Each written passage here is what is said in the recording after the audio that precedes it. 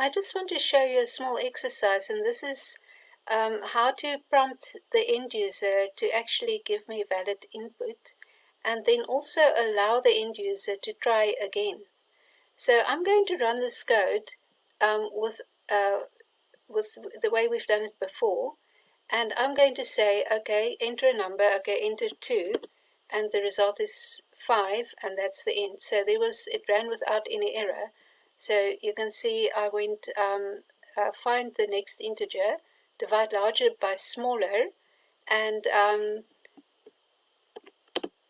then do none of the catches and print what is in finally, print the result, and then print the end. Okay, so I'm just going to run this again. So let's see.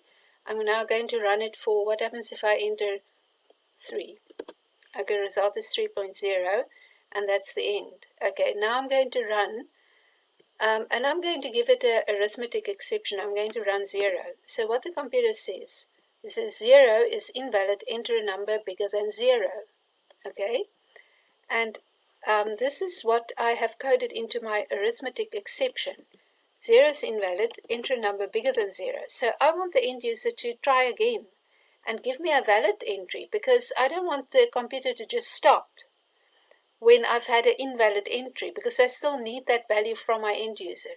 So I'm going to put all of this into a while loop and tell the computer to try 3 times. Okay, so I'm going to put a while loop. So I've got the I is 0, and it's going to control my while loop. So I'm going to say while I is less than 3, and now I'm going to less than 3, and I'm going to stop my while loop here at the very bottom. So that is my while loop. So the whole try catch is in the while loop, including the finally. And I'm going to just here, before I go back to the top of the while loop, I'm going to say I++. Okay, so it will loop 3 times. Okay, so I'm just going to run this code now and see what will happen if I make an error. So I'm going to say enter 0, and now it says invalid number, enter a number bigger than 0. It tells me that the result is 0, because I've not been able to calculate. So enter a number, I'm going to go 0. It asks me again for a number bigger than 0, and when I've entered the 3rd time, it actually stops and it goes through to the end. Okay, now I want to, here in my finally block, I just want to say how many tries we've got. So the end user can try 3 times. I can say here, you have tried I times. Okay, so let's run it and see if that counts properly. So I'm going to run. I'm going to say enter number 0, 0, 0. So I've tried twice. Okay, so it's because I started with the I, and then I 0, 1, 2. 0, 1, 2 is actually 3 times. So I can put there I plus 2, I plus 1.